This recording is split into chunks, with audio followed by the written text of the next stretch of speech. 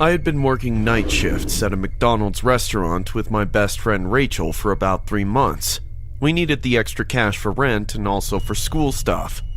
In that short period, I had unfortunately attended to a lot of creepy and weird individuals, but nothing could have prepared me for what happened that very night. It felt like another slow night. It was almost 9:30 p.m. and we had barely gotten any customers. Rachel and I were thinking of closing early because she had a date and I didn't mind catching some extra hours of sleep. Suddenly, the doors swung open. A mysterious-looking man walked in. He was wearing a top hat and sunglasses. I mean, who wears shades at night?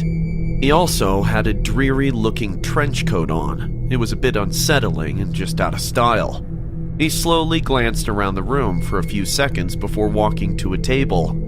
Rachel had an abrupt bathroom emergency, so it meant I had to go take his order. I took a deep breath, grabbed the order menu, and wore a fake smile. After I was ready, I walked to his table. He was on his phone. Good evening, sir. Welcome to McDonald's. May I take your order, please? I said. It was almost like he didn't hear me, but after a few seconds, he spoke. I'll have 2 large burgers, extra fries, and a Diet Coke. His voice was deep, and I'm pretty sure there was a bit of a southern accent in there. While writing the order, I could feel the heat of his gaze on me. He had taken off his sunshades. It was common for men to stare and probably ask for your number later, but when I lifted my head, I realized he wasn't staring at my face or anywhere else. He was staring at my hands. There was a creepy look in his eyes and an almost demented smile on his face. He looked mesmerized. I knew there was nothing special about my hands. I didn't even have nail polish on. I cleared my throat audibly. Will that be all, sir? I asked.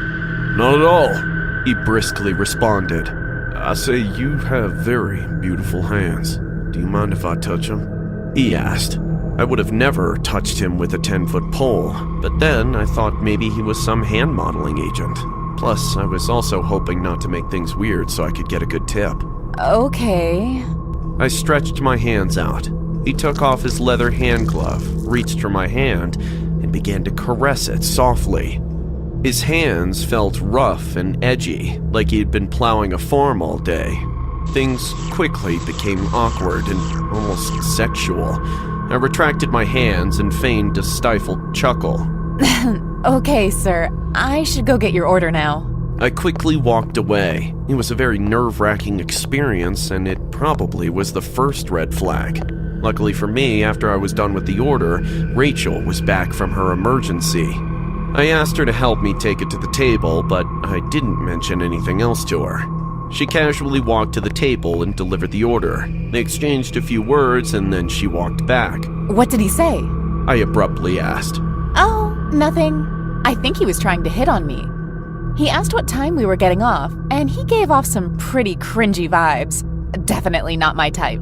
Rachel responded, then walked back into the kitchen. I pondered on her words a bit, then ultimately just concluded I was overthinking it. Big mistake.